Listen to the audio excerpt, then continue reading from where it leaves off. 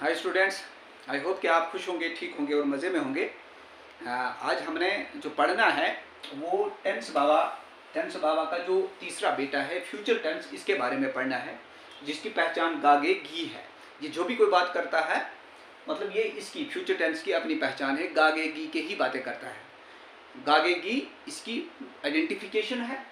और अब इसके जो है, इसके भी ठीक प्रेजेंट टेंस की तरह पास्ट टेंस की तरह इसके भी चार बेटे होते हैं। और पहले का नाम जो रखा जाता है वो फ्यूचर इंडेफिनिट टेंस रखा जाता है, जिसकी पहचान क्या रहती है ये अब मैं मोटा मोटा ही आपको बताऊंगा, क्योंकि अब ऑलमोस्ट आपके माइंड में जो है स्ट्रक्चर टेंसेस का बन चुका है। और पास्ट और प्रेजेंट और पास्ट टेंस दोनों को आपने सीख लिया हुआ है। अब इसको ज़्यादा डीप जाने की हमें ज़रूरत नहीं है, थोड़ा मोटा मोटा ही समझाने की मैं कोशिश करूँगा।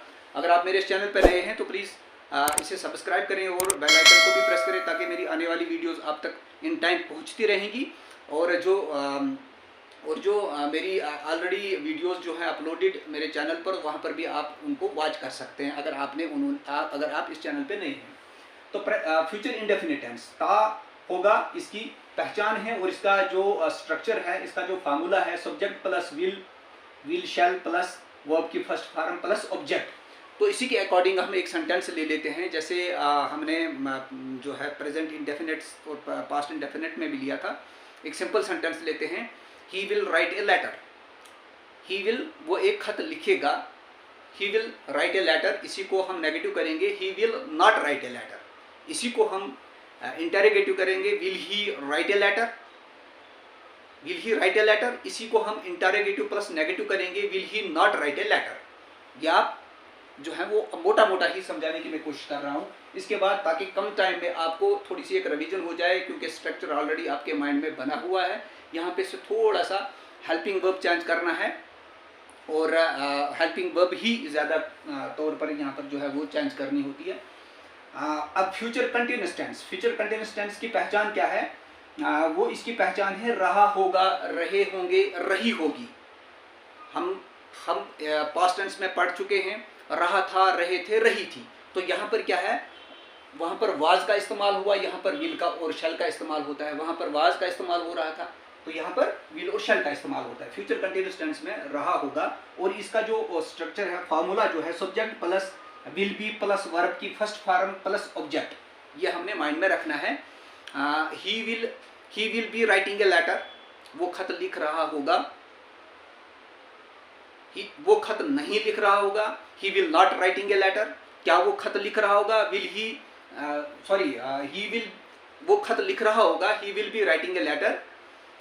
वो खत नहीं लिख रहा होगा, he will not be writing a letter. क्या वो खत लिख रहा होगा? Will he be writing a letter. क्या वो खत नहीं लिख रहा होगा? इंटरोगेटिव प्लस नेगेटिव जब हम इस्तेमाल करेंगे, will he be writing a letter आ गया, सिंपल इंटरोगेटिव सेंटेंस। जब इंटरोगेटिव प्लस नेगेटिव हम इसको चेंज करेंगे, will he not be writing a letter. Clear? इसके बाद जो इसका तीसरा है, सपोज तीसरा बेटा है फ्यूचर परफेक्ट टेंस। इसकी अपनी क्या पहचान है? चुका होगा, चुके होंगे, चुकी होगी। जब भी कोई ये सेंटेंस कहता है तो इसके कहने का अंदाज क्या होता है, और उसमें कौन से अल्फाज, कौन से वर्ड्स जो है वो इस्तेमाल होते हैं, कौन से हेल्पिंग वर्ब्स इस्तेमाल होते हैं, और वर्ब की कौन सी फॉर्म इस्तेमाल होती है, वो कौन सी इस्तेमाल होती है? Subject plus will have plus verb की थर्ड फॉर्म प्लस ऑब्जेक्ट। चाहे प्रेजेंट परफेक्ट टेंस हो, पास्ट परफेक्ट टेंस हो, और फ्यूचर परफेक्ट टेंस हो, इसमें मैन वर्ब की थर्ड फॉर्म ही इस्तेमाल होती है। अब इसी को हम जो है वो एक सेंटेंस बनाते हैं, simple sentence, he will have written a letter. इसी के according he will have written a letter. He will have written a letter, वो खत लिख चुका होगा। क्या वो खत नहीं लिख चुका होगा? He will not have written a letter. He will not have written a letter. क्या वो खत लिख चुका होगा? Will he have written a letter. Interrogative plus negative जब हम करेंगे, क्या वो खत नहीं लिख चुका होगा? Will he written a letter. Clear? अब इसके बाद जो इसका चौथा बेटा होता है फ्यूचर परफेक्ट कंटिन्यूअस टेंस, इसकी क्या पहचान होती है? इसकी पहचान होती है से रहा होगा, से रहे होंगे, से रही होगी। से मीन्स टाइम ड्यूरेशन दी हुई होती है, इसका जो फार्मूला है subject plus will have been plus verb की फर्स्ट फॉर्म के साथ ING plus object plus duration. Duration के हिसाब से हमें सिंस और फॉर का इस्तेमाल जो है वो करना होता है। सिंस और फॉर पे मैंने अलग से भी एक लेक्चर दिया हुआ है। अगर अभी तक आपको इसका कंसेप्ट क्लियर ना हुआ होगा तो आप प्लीज़ उस लेक्चर को भी देख लें। आपका जो है आई होप के फुली तौर पर आपका ये कंसेप्ट क्लियर हो जाएगा कि सिंस कहाँ पर इस्तेमाल करना है और हमने फॉर का इस्तेमाल करना है। तो अब इसी को हम सिंपल सेंटेंस बनाते हैं फ्यूचर परफेक्ट कंटिन्यूअस टेंस का। इसका सेंटेंस वो सुबह से खत लिख रहा होगा।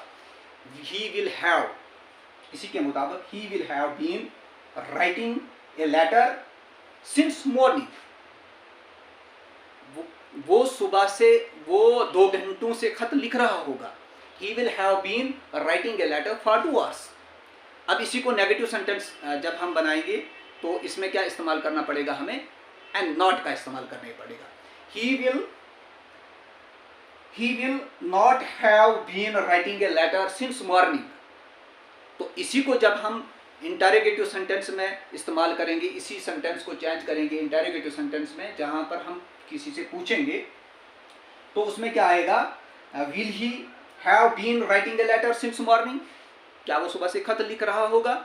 अगर इसी इंटरोगेटिव प्लस नेगेटिव में इस सेंटेंस को हम चेंज करेंगे तो वहां पे हमें क्या इस्तेमाल करना पड़ेगा, will he not have been writing a letter since morning. I hope कि अब आपको टेंसेस जो है वो कंप्लीट तरह से समझ आ चुके होंगे। मैं कोशिश करूंगा, अगर आप मुझे बताएंगे तो मुझे कमेंट बॉक्स में ज़रूर लिख सकते हैं कि अगर अलग से तीनों टेंसेस का जो है एक लेक्चर दिया गया है तो मैं शॉर्ट करके कम समय में उसको जो है लेक्चर को पूरा करके आपके सामने जो है वो ज़रूर पेश करूंगा।